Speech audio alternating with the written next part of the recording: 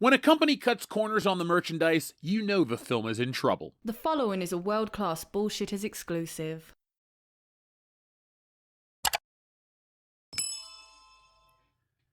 We're a few months away from Captain America New World Order, or Brand New World, or whatever the hell it's called.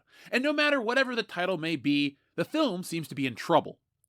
Now, the one thing fans can count on is, no matter the quality of the film, their toys look accurate. As I search through the unsellable mountains of stuff, the quality of toys is never in question. Only the character choices, the manufacturing quotas, etc. Well, today is different. Marvel has changed. The new Captain America film looks like a brand new era for Marvel lows, since their flagship toy looks incredibly wrong. But before we get into that, today's video is brought to you by me, Jeff Hicks, and my graphic novel, Stealing Solo. Stealing Solo asks the greatest what-if question of all time. What if a group of disgruntled Star Wars fans kidnap Harrison Ford and force him to remake Star Wars in their basement? That, and a whole lot more, is answered in Stealing Solo, a Captain's Parody. Stealing Solo has been called Laugh Out Loud Funny and the greatest Star Wars parody since Spaceballs, and it's available now for a limited time only. Go to stealingsolo.com, which is powered by Shopify, so you get the reward-winning safety and security, and get yourselves a copy today. Once we sell through this limited backstock, I'm going back to the drawing board to bring you the sequel, which parodies Luke Skywalker's fall from grace, and finally the closing chapter, which I can't wait to get to, Frankenfisher, the Bride of Solo. And yes, it's exactly what you think it is. So folks, the only way to get that is go to stealingsolo.com right now, get yourselves a copy, and enjoy the greatest Star Wars parody since Spaceballs. Harrison Ford is arguably the most recognizable actor of all time, and quite possibly the person with the most toys based on them. Between Han Solo and Indiana Jones alone, there have been dozens and dozens of unique iterations. From the vintage Kenner stuff to the modern Mezco and even museum-quality pieces like statues, Harrison Ford is the gold standard for collectibles. However, once he entered the MCU, that's all changed. The Red Hulk is a popular character because it's a palette-swapped Hulk. There's nothing more to it. He's a character that looks cool and people like him. And that's perfect. These are comic books after all, and that's exactly why he's in the movie.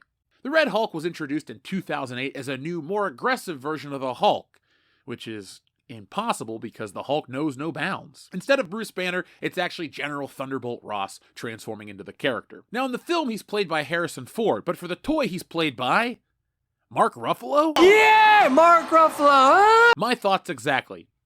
So yesterday, Hasbro released press images for the toys based on the new Captain America film. We saw Captain America as played by the Falcon as played by himself, and the Red Hulk as played by the Green Hulk. Now, reuse is nothing new in toys. There are countless toys that reuse the same body, accessories, and faces. It's just a toy industry standard. But what's not standard is using another actor's face. I'm well aware merchandise is never one-to-one, but here's a picture from the trailer, and here's the toy. The character doesn't even have the same haircut. Hasbro took a Mark Ruffalo figure, painted it red, and is selling it as brand new. Here's the Marvel Legends MCU Hulk from 2019, and here's the new figure. Yes, it's pinless, but everything else feels familiar. What this means is either 1, Hasbro is lazy, or 2, they don't foresee this film moving enough merchandise to justify tooling a brand new head. Remember, this is the same company responsible for clogging up Ollie's all over America. Their toys just sit there collecting dust. Why? Well, they've spent the last 4 years making toys based on characters people don't like, and the customer base is conditioned to wait for clearance. Many will wait since the film isn't really exciting audiences either. It's a formula for failure. Marvel fans know of the production issues, and those always lead to underwhelming films that fail to succeed. The Marvels faced countless reshoots and rewrites and other production issues, and that went on to be the biggest failure of the MCU. Captain America Brave New World has encountered several production challenges, from rewrites to budgetary issues and everything else in between. These rewrites reportedly came after early concerns about the storyline's direction and pacing, leading Marvel to make substantial adjustments to strengthen the film's plot and character arcs. Then again, this is 2024 Marvel, so it's going to need the Charles Atlas system to bulk up. The script changes weren't the only hurdle. The film's massive budget is projected to be $350 million. Apparently, Marvel is attempting to revamp Captain America in a way that will draw in both old and new fans. It's probably not going to work since it's so expensive, but hey, good on them trying. The production for this film has been rife with scheduling and logistic issues as well, since all the rewrites mean the actors aren't available at the same time. Now, of course, the team's going to try to make everything work, but the odds are not in its favor. They want to make Captain America a cornerstone of the MCU moving forward, and again, that's not the future, but that's a topic for another day. Much apathy stems from Marvel forcing things on fans they don't want. This new Captain America film is exactly the same. Fans wanted Steve to either stick around or pass the torch to Bucky. Sam, while Captain America in the comics, is not the right fit for some people, and those people are not interested in this film as a result. Add to the fact that before Deadpool 3, the MCU had been pretty boring, and you have a formula for failure. Now, bad toys don't guarantee a bad film, but in the entire history of the MCU, they've never cut corners this much. There are no right angles in this thing, it's like living in a damn donut. Maybe they thought people wouldn't notice, but they did. Collectors will eat up crap no matter how good or bad, but this is a pretty big deal. Hasbro is either too cheap or too savvy to put money into a new Red Hulk because they've been burned failure after failure. If we hadn't seen this character in the trailer, then they could get away with it. The other figures look like the actors, but not the Hulk. I checked into the possibility that this could be based on early William Hurt designs, but he died a year before shooting. Obviously, pre-production is a massive undertaking, but this seems like something too big to fall between the cracks. Harrison Ford is a big deal. Why would you not capitalize on that in the merchandise? No matter the case, no matter the disappointment, it's still exciting that Mark Ruffalo is coming back as the Hulk.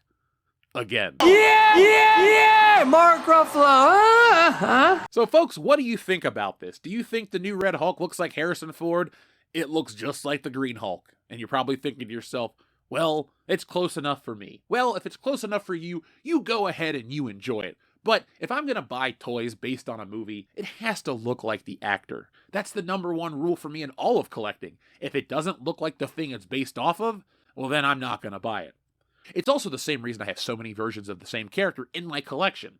I'm always looking for an improvement on the quest to find the ultimate version of these things. Sadly, MCU Red Hulk is not one of those things. I'm sure the Hot Toy or any other company that decides to pick up the license for this film will produce something that's a little closer to Harrison Ford, but only time will tell. Speaking of telling, folks, I want you to tell me what you think about this whole situation down in the comments below, but do one further. Tell me what you think about this film. Are you interested in Captain America Brave New World? Are you going to go see it in February for Black History Month? Do you think that'll work this time? Let me know down in the comments below. As a man who looks like me, I'm not that interested in Sam Wilson Captain America. I'm not interested in any of these movies, to be perfectly honest. I'm just waiting for Spider-Man to come back, and hopefully that one can be good. But folks, I'm going to get out of here. Thank you for watching. If you enjoy this content, check out our backlog. And if you really want more for yourself, check out our Patreon. We have thousands and thousands of hours in our back catalog. Commentaries, behind the scenes, making of, you name it, it's there. And guess what? Our Patreon is a very interactive way to get involved and be on the channel. All you got to do is reach out to us. So, join our Patreon page, shoot us an email at info@worldclassbullshitters.com, and we will get you taken care of right away. Thank you for watching. I'll be back next time with more. But in the meantime, be smart, be safe, be cool, and be sure to check out My Life in Toys, our brand new series here on the channel. This week, we have a brand new episode. Where am I going? I'll give you a hint. It's a display, and it's awesome. So until then, folks, be smart, be safe, be cool, and always be excellent to each other. Thanks for watching today's video. Yes, it's over, but don't cry because there's more, a lot more from World Class Bullshitters. And there's only one way to get it. Hit that subscribe button below. When you do that, you'll get notifications and updates from World Class Bullshitters every time we go live. Basically, you won't miss anything. And if there's one thing I hate, it's FOMO. But the thing most people hate more than FOMO is fear of missing out on World Class Bullshitters, because there's just some things you can't undo. So folks, do yourselves a favor and never miss anything from World Class Bullshitters. One last thing before you go, hit the thumbs up button. Not for our egos, no, they're big enough as this, but it does help us fight the algorithm here, and well, it's man versus machine, and that's the real fight. But if that's not your battle, that's okay. There's one last way you can help WCBS, and that's going over to shopwcbs.com, picking up a t-shirt, a beer glass, a sweatshirt, a poster, all sorts of ways to back WCBS. The difference between us and other YouTube channels is I'm the artist that makes all this stuff, so if you enjoy art beyond t-shirts, you can even read our comic books. We got it all. We're called the epitome of pop culture for a reason, and no, again, it's not for our egos. So folks, make sure you're involved with every aspect of World Class Bullshitters, not just for us, but do it for yourself. We're making the change in entertainment everybody out there wants to see. And a special thank you goes out to all of our wonderful patrons who make this content possible. Go to patreon.com/worldclassbs to get involved and help out the channel.